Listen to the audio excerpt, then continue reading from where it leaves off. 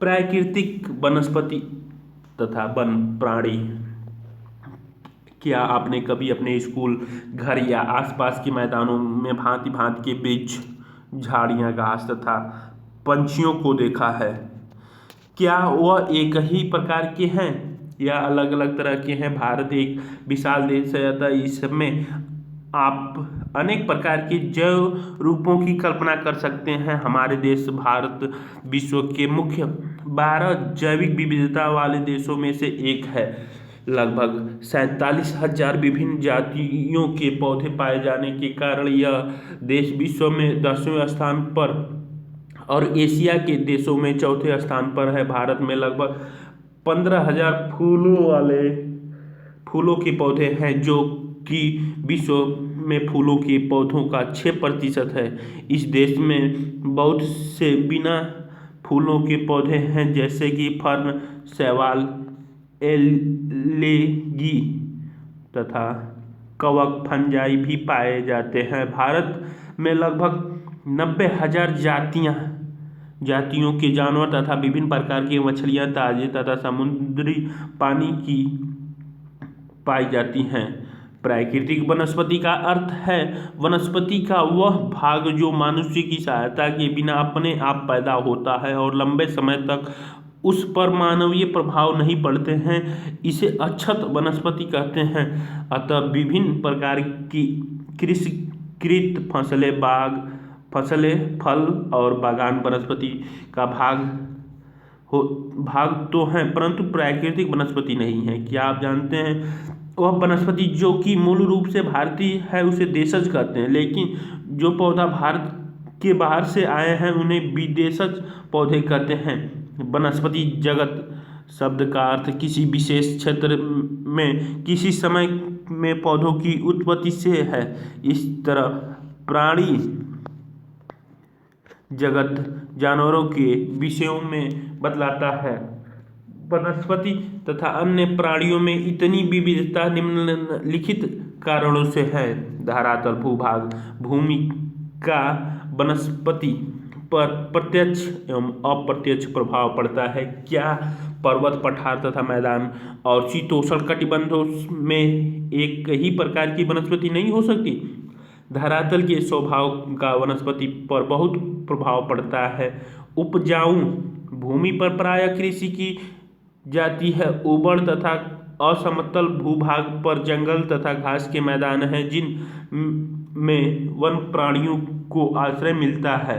मृदा, विभिन्न स्थानों पर अलग अलग प्रकार की मृदाएं पाई जाती हैं, जो विविध प्रकार की वनस्पति का आधार है। मरुस्थल की बलुई मिट्टी में कंटीली झाड़ियां एवं नदियों के डेल्टा क्षेत्र में पर्णपाती वन पाए जाते हैं। पर्वतों की ढलानों में जहां मृदा की परत गहरी है, शंकुधारी वन पाए जाते हैं। जलवायु, तापमान, वनस्पति की विविधता एवं विशेषताएं तापमान और वायु की नमी पर निर्भर करता है। हिमालय पर्वतों की ढलानों तथा प्रायद्वीप के पहाड़ियों पर 915 मीटर की ऊंचाई से ऊपर तापमान में गिरावट वनस्पति के पनपने और बढ़ने को प्रभावित करता है और उसे उष्णकटिबंधीय से उपोष्ण, शीतोष्ण तथा अल्पाइन वनस्पति में परिवर्तित करता है।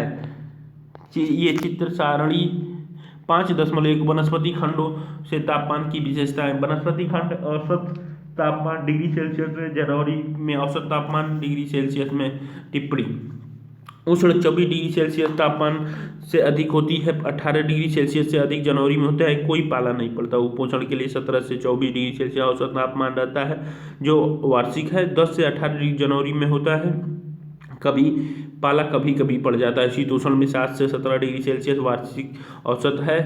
-1 डिग्री सेल्सियस से -10 डिग्री सेल्सियस जनवरी में कभी पाला कभी बर्फ दोनों पड़ता है। अल्पाइन के लिए 7 डिग्री सेल्सियस से कम, -1 डिग्री सेल्सियस से कम जनवरी में होती है, इसमें बर्फ पड़ता रहता है। भारत के पर्यावरण एटलस जून 2001 केंद्रीय प्रदूषण बोर्ड दिल्ली। सूर्य का प्रकाश, किसी भी स्थान पर सूर्य का प्रकाश का समय उस स्थान के अक्षांश, समुद्र तल से ऊंचाई एवं ऋतु पर निर्भर करता है। प्रकाश अधिक समय तक मिलने के कारण वृक्ष गर्मी की ऋतुओं में जल्दी बढ़ते हैं। याद कीजिए कि हिमालय पर्वत की दक्षिणी ढलानों पर उत्तर ढलानों की अपेक्षा ज्यादा सघन वनस्पति क्यों है? वर्षा आगे बढ़ते हुए दक्षिण पश्चिमी मानसून जो जून से सितंबर तक एवं पीछे हटते उत्तरी पूर्वी मानसून से होती है। अधिक वर्षा वाले क्षेत्रों में कम वर्षा वाले क्षेत्रों की अपेक्षा सघन वन पाए जाते हैं। पश्चिमी घाट की पश्चिमी ढलानों पर पूर्वी ढलानों की अपेक्षा अधिक सघन वनस्पति क्यों है? क्या आपने कभी सोचा है कि वन मनुष्य के लिए क्यों आवश्यक है? वन नवीनीकरण योग्य संसाधन है और वातावरण की गुणवत्ता बढ़ाने में मुख्य भूमिका निभाते हैं। ये स्थानीय जलवायु, मृदा अपरदन तथा नदियों की धारा नियंत्रित करते हैं। ये बहुत सारे उद्योगों के आधार हैं तथा कई समुदायों को जीविका प्रदान करते हैं। ये मनोरम प्राकृतिक दृश्यों के कारण पर्यटकों को आकर्षित करते हैं। ये पवन तथा तापमान को नियंत्रित करते हैं और वर्षा लाने में भी सहायता करते हैं। इनसे मृदा को जीवाश्म तथा वन प्राणियों को आश्रय। भारतीय प्राकृतिक वनस्पति में कई कारणों से बहुत बदलाव आया है, जैसा कि कृषि के लिए अधिक क्षेत्रों की मांग, उद्योगों का विकास, शहरीकरण की परियोजनाएं और पशुओं के लिए चारे की व्यवस्था के कारण वन्य क्षेत्र कम हो रहे हैं। परियोजनाएं कार्य अपने स्कूल या गली मोहल्लों में वन उत्सव का आयोजन करो और वृक्षों की पौधों लगाओ, उनकी देखभाल करो और देखो वे कैसे बढ़ते हैं। सन 2003 में वनों का कुल क्षेत्रफल 68 लाख वर्ग किमी था। भारत के बहुत से भाग में वन क्षेत्र सहित मायने में प्राकृतिक नहीं है। कुछ अगाम्य क्षेत्रों को छोड़कर, जैसे हिमालय और मध्य भारत के कुछ भागों तथा मरुस्थल जहाँ प्राकृतिक वनस्पति हैं, शेष भागों में मनुष्य के हस्तक्षेप से प्राकृतिक वनस्पति आंशिक या संपूर्ण रूप से परिवर्तित हो चुके हैं या फिर बिल्कुल निम्न कोटि की हो गई है। परियोजना चित्र 5.1 में दिए गए दंड आरेख का अध्ययन कीजिए और निम्नलिखित प्रश्नों के उत्तर दीजिए। किसी राज्य में वनों का क्षेत्रफल अधिक है, किस केंद्र शासित प्रदेश में वनों का क्षेत्रफल सबसे कम और ऐसा क्यों? क्या आप जानते हैं India state of forest report 2011 के अनुसार भारत में वनों का कुल क्षेत्रफल भारत के क्षेत्रफल का 21.05% था। वनस्पति के प्रकार हमारे देश में निम्न प्रकार की प्राकृतिक वनस्पतियां पाई जाती है। चित्र 5.3 में देखिए ये दंड आरेख दिया गया है। क्षेत्र प्रतिशत में 0.2045 20 से कम है। अरुणाचल प्रदेश में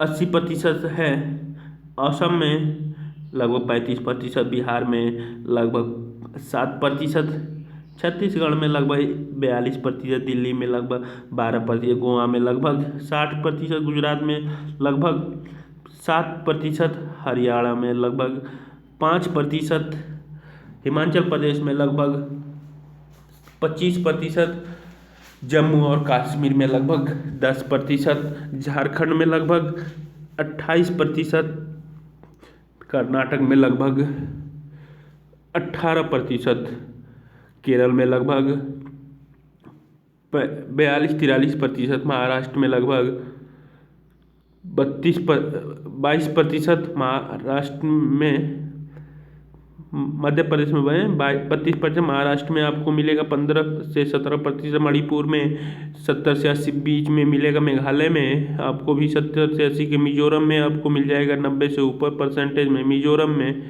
मिल जाएगा आपको 90 से ऊपर, और नागालैंड में मिल गया आपको 80%, उड़ीसा में मिल गया 30% से ऊपर, पंजाब में मिल गया 5% से नीचे, राजस्थान में भी 5% से नीचे, लगभग 5%, सिक्किम में आपको मिल गया 50 और 40 के बीच में, तमिलनाडु में मिल गया 10 और 20 के बीच में, त्रिपुरा में मिल गया 70 और 80 के बीच में, उत्तराखंड में मिल गया आपको 40 से 50 के बीच में, पश्चिम बंगाल में मिल गया आपको 10 से 20 के बीच में, अंडमान और निकोबार द्वीपों समूह में मिल गया आपको 80 से ऊपर, दमन और दीव में मिल गया 5% के आसपास, लक्षद्वीप में मिल गया आपको 80 से ऊपर और 90 के बीच में, पुडुचेरी में मिल गया आपको 10%। वनों का क्षेत्रफल ये state of the forest report 2012-13-14 का है। राज्य और केंद्र शासित प्रदेश, पहला उष्ण कटिबंधीय सदाबहार वन, दूसरा उष्णकटिबंधीय पर्णपाती वन, उष्णकटिबंधीय कटीले वन तथा झाड़ियाँ, और चौथा पर्वतीय वन, पांचवा मैंग्रोव वन। अधिकतर लंबाई 60 मीटर, निर्गित पर्वत पीछे 40 मीटर, बियतान पर्वत परत 20 मीटर, नवीन वृक्ष 5 मीटर, पहाड़ी झाड़ी 1.5। ये स्थल पर्वत उष्णकटिबंधीय सदाबहार वन दिखाए गए हैं चित्र 5.2 में। उष्णकटिबंधीय वर्षा वन, ये वन पश्चिमी घाटों के अधिक वर्षा वाले क्षेत्रों, लक्षद्वीप, अंडमान और निकोबार द्वीप समूह, असम के ऊपरी भागों तथा तमिलनाडु के तट तक सीमित हैं। ये उन क्षेत्रों में भली भांति विकसित हैं जहां 200 सेंटीमीटर से अधिक वर्षा के साथ एक थोड़े समय के लिए शुष्क ऋतुएं पाई जाती हैं। इन वनों में वृक्ष 60 मीटर या इससे अधिक ऊंचाई तक पहुंचते हैं। चूंकि ये क्षेत्र वर्ष भर गर्म तथा आर्द्र रहते हैं, अतः यहाँ हर प्रकार की वनस्पति, वृक्ष, झाड़ियाँ व लताएं होती या उगती हैं और वनों में इनकी विभिन्न ऊंचाइयों से कई स्तर देखने को मिलते हैं। वृक्षों में पतझड़ होने का कोई निश्चित समय नहीं होता, अतः यह वन साल भर हरे भरे लगते हैं। इन वनों में पाए जाने वाले व्यापारिक महत्व के कुछ वृक्ष आबनूस, एबोनी, महोगनी, रोजवुड, रबड़ और सिकोना है। इन वनों में सामान्य रूप से पाए जाने वाले जानवर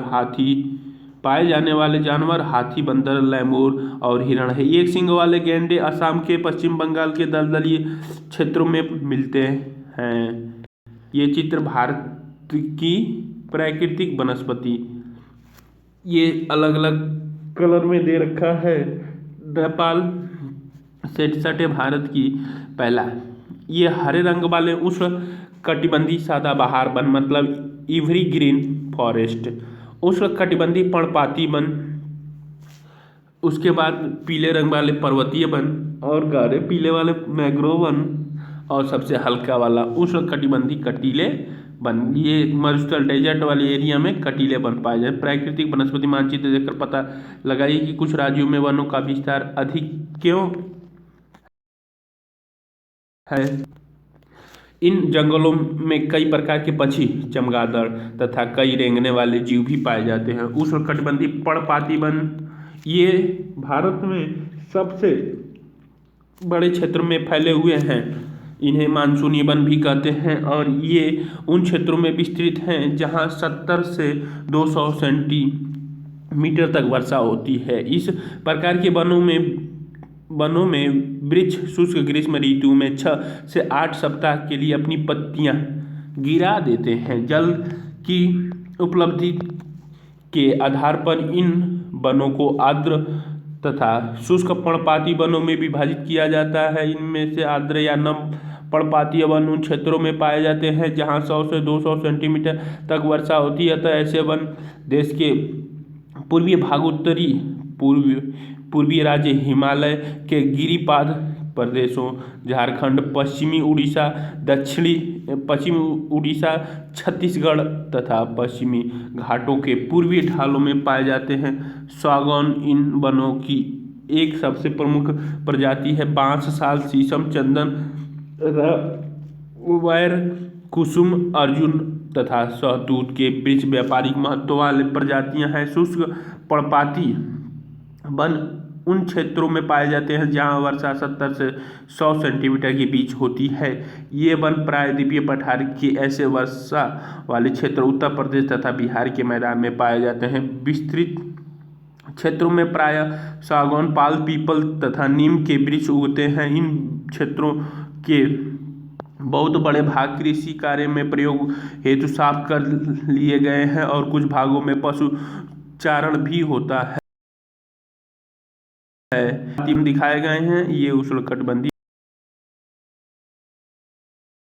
जंगलों में पाए जाने वाले जानवर प्रायः सिंह, शेर, सुअर, हिरण और हाथी, विविध प्रकार की पक्षी, छिपकली, सांप और कछुआ भी यहाँ पाए जाते हैं। कटीले वन तथा झाड़ियाँ, जिन क्षेत्रों में 70 से कम वर्षा होती है वहाँ प्राकृतिक वनस्पति में कटीले वन तथा झाड़ियाँ पाई जाती है।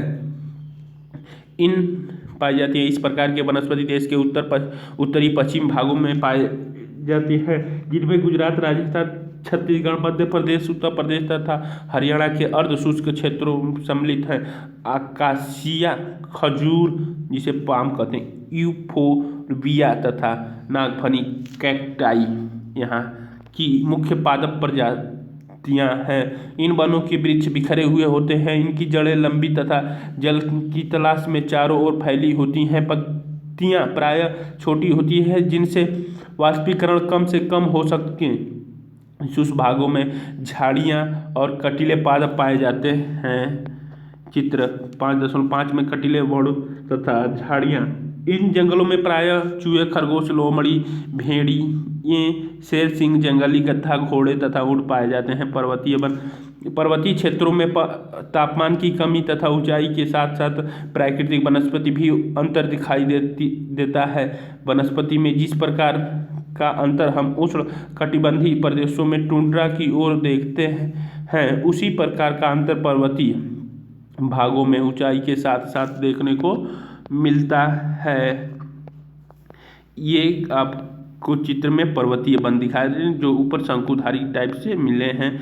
लगभग 1000 से 2000 मीटर तक की ऊंचाई वाले क्षेत्रों में आर्द्रशीतोष्ण कटिबंधीय वन पाए जाते हैं। इनमें चौड़ी पत्ती वाले ओक तथा चेस्टनट जैसे वृक्षों की प्रधानता होती है। 1500 से 3000 मीटर की ऊंचाई के बीच शंकुधारी वृक्ष जैसे चीड़, पाइन, देवदार, सिल्वर फार, स्प्रूस, सीडर आदि पाए जाते हैं। ये वन प्रायः हिमालय की दक्षिणी ढलानों, दक्षिण और उत्तर पूर्वी भारत के अधिक ऊंचाई वाले भाग में पाए जाते हैं। अधिक ऊंचाई पर प्रायः शीतोष्ण कटिबंधीय घास के मैदान पाए जाते हैं। प्रायः 3600 मीटर से अधिक ऊंचाई पर शीतोष्ण कटिबंधीय वनों तथा घास के मैदानों का स्थान अल्पाइन वनस्पति ले लेती है। सिल्वर फर, जूनिपर, पाइन व बर्च इन वनों के मुख्य वृक्ष हैं। जैसे जैसे हिम रेखा के निकट पहुंचते हैं, इन वृक्षों का आकार छोटे होते जाते हैं। अंततः झाड़ियों के रूप के बाद ये अल्पाइन घास के मैदानों में विलीन हो जाते हैं। इनका उपयोग गुर्जर और बकरवाल जैसे घुमक्कड़ी जातियों द्वारा पशुचारण के लिए किया जाता है। अधिक ऊंचाई वाले भागों में मांस, लीचन घास, टुंड्रा वनस्पति का एक भाग है। इन वनों में प्रायः काश्मीरी महामृग, चित्रा, हिरण, जंगली भेड़, खरगोश, तिब्बती बारहसिंगा, याक, हिम, तेंदुआ, गिलहरी, रीछ, आइबैक्स, कहीं कहीं लाल पांडा, घनों बाल वाले भेड़ तथा बकरियां पाई जाती हैं। ये चित्र में दिखा रखा है आपको मैंग्रोव वन।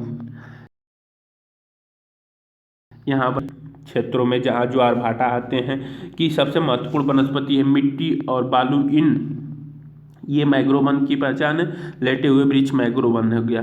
तटों पर एकत्रित हो जाती है। घन मैंग्रोव एक प्रकार की वनस्पति है जिसमें पौधों की जड़ें पानी में डूबी रहती हैं। गंगा, ब्रह्मपुत्र महानदी, गोदावरी, कृष्णा तथा कावेरी नदियों के डेल्टा भाग में यह वनस्पति मिलती है। गंगा ब्रह्मपुत्र डेल्टा में सुंदरी वृक्ष पाए जाते हैं, जिनमें मजबूत लकड़ियां प्राप्त होती हैं। नारियल, ताड़, क्वाड व एंगरा के वृक्ष भी इन भागों में पाए जाते हैं। इस क्षेत्र का रॉयल बंगाल टाइगर प्रसिद्ध जानवर है। इसके अतिरिक्त कछुए, मगरमच्छ, घड़ियाल एवं कई प्रकार के सांप भी इन जंगलों में मिलते हैं। आओ विचार करें, यदि वनस्पति और जानवर धीरे से अदृश्य हो जाए, क्या मनुष्य इन धरती से अदृश्य हो जाए, यदि वनस्पति और जानवर धरती से अदृश्य हो जाएं, तो क्या मनुष्य उन अवस्थाओं में जीवित रह पाएगा? जैसे विविधता क्यों अनिवार्य है और इसका संरक्षण क्यों आवश्यक है? वन प्राणी वनस्पति की भांति ही भारतीय विभिन्न प्रकार की प्राणी संपत्ति भी धनी है। भारत विभिन्न प्रकार की प्राणी संपत्तियों में भी धनी है। यहाँ जीवों का लगभग 90,000 प्रजातियाँ मिलती है। देश के लगभग 2000 से अधिक औषधि पादप भारत प्राचीन समय से अपने मसालों और जड़ी बूटियों के लिए विख्यात रहा है। आयुर्वेद में लगभग 2000 पादपों का वर्णन है और कम से कम 500 तो निरंतर प्रयोग में आते रहे हैं। विश्व संरक्षण संघ ने लाल सूची के अंतर्गत 352 पादपों की गणना की है, जिसमें से 52 पादप अति संकटग्रस्त हैं और 49 पादपों को भी नष्ट होने का खतरा है। भारत में प्रायः औषधि के लिए प्रयोग होने वाले कुछ निम्नलिखित पादप हैं, जिसे सर्पगंधा, यह रक्तचाप के निदान के लिए प्रयोग किया जाता है और केवल भारत में ही पाया जाता है। जामुन, पके हुए फल से सिरका बनाया जाता है जो कि वायुसारी और मूत्रवर्धक और इसमें पाचन शक्ति के भी गुण हैं। बीज का बनाया हुआ पाउडर मधुमेह, डायबिटीज रोग में सहायता करता है। अर्जुन, ताजे पत्तों का निकला हुआ रस कान के दर्द के इलाज में सहायता करता है और यह रक्तचाप की नियमितता के लिए भी लाभदायक है। बबूल, इसके पत्ते आँख की फुंसियों के लिए लाभदायक है। इससे प्राप्त गोंद का प्रयोग शारीरिक शक्ति की वृद्धि के लिए होता है। नीम, जैव एवं जीवाणु प्रतिरोधक। तुलसी पादप जुकाम एवं खांसी की दवा में इसका प्रयोग होता है। कचनार फोड़ा, अल्सर व दमा रोग के लिए प्रयोग होता है। इस पौधों की जड़ और काली पाचन शक्ति में सहायता करती है। अपने क्षेत्र के औषधि पादपों की पहचान करें। कौन से पौधे औषधि के लिए प्रयोग होते हैं और उस स्थानों के लोगों उनका कौन सी बीमारियों के लिए प्रयोग करते हैं। प्राकृतिक पारिस्थितिकी तंत्र मनुष्य के जीवन के लिए अनिवार्य है। क्या यह संभव है कि प्राकृतिक पर्यावरण का नियंत्रण होता जा रहा है, विनाश रोका जा सके। स्रोत medicinal plant, doctor S K. Jain, 5वां संस्करण, 1994, national book trust of India. क्या आप चित्र देखकर बता सकते हैं कि यह किस प्रकार का वन है। इस चित्र में पाए आप कितने प्रकार के वृक्षों को पहचान सकते हैं। अपने क्षेत्र में पाई जाने वाली वनस्पति तथा इस वनस्पति में आप किस प्रकार की समानता और समानता पाते हैं। पंछियों की प्रजातियां पाई जाती हैं, यह कुल विश्व का 13% है। यहाँ मछली की 2546 प्रजातियां हैं जो विश्व के लगभग 12% है। भारत में विश्व के 5 से 8% तक उभयचरी, सरीसृप तथा स्तनधारी जानवर भी पाए जाते हैं। स्तनधारी जानवरों में हाथी सबसे अधिक महत्वपूर्ण है। ये असम, कर्नाटक और केरल के उष्ण तथा आर्द्र वनों में पाए जाते हैं। एक सींग वाला गैंडा अन्य जानवर है जो पश्चिम बंगाल और असम के दलदली क्षेत्रों में रहता है। कच्छ, केरन तथा थार मरुस्थल में क्रमशः जंगली गधे तथा ऊंट रहते हैं। भारतीय भैंसा, नील गाय, चौसिंगा, छोटा मृग, गैजल तथा विभिन्न प्रजातियों वाले हिरण आदि कुछ अन्य जानवर हैं जो भारत में पाए जाते हैं।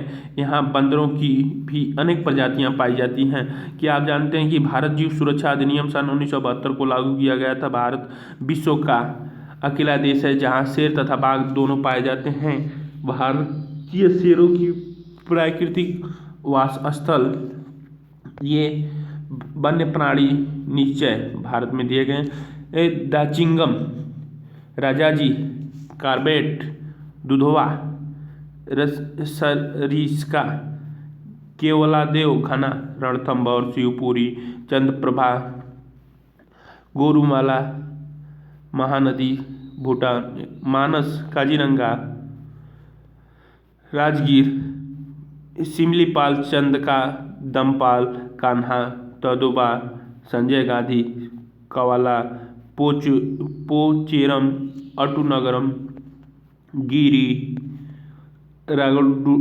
रागाडिक्टू, बांदीपुर, मोडुमलाई, गुइडी, बेंदानंदल वन प्राणी अभयारण्य लाल वाले से और पंछी अभयारण्य स्टार वाले से, नेशनल पार्क त्रिभुज वाले से दिखाए गए हैं। गुजरात में गिर जंगल हैं। बाघ मध्य प्रदेश तथा झारखंड के वनों, पश्चिम बंगाल के सुंदरबन तथा हिमालयी क्षेत्रों में पाए जाते हैं। बिल्ली जाति के सदस्य में तेंदुआ भी आते हैं। यह शिकारी जानवर में मुख्य हैं। हिमालय क्षेत्रों में पाए जाने वाले हिमालय क्षेत्रों में पाए जाने वाले जानवर अपेक्षाकृत कठोर जलवायु को सहन करने वाले होते हैं, जो अत्यधिक ठंड में भी जीवित रहते हैं। लद्दाख की बर्फीली ऊंचाइयों में याक पाए जाते हैं, जो गुच्छेदार सींगों वाले बैल जैसे जीव हैं, जिसका भार लगभग 1 टन होता है। तिब्बत बारहसिंगा, भारल नील भेड़, जंगल भेड़ तथा कियांग। क्या आप जानते हैं एशियाई शेर केवल गुजरात के गिर जंगल में पाए जाते हैं।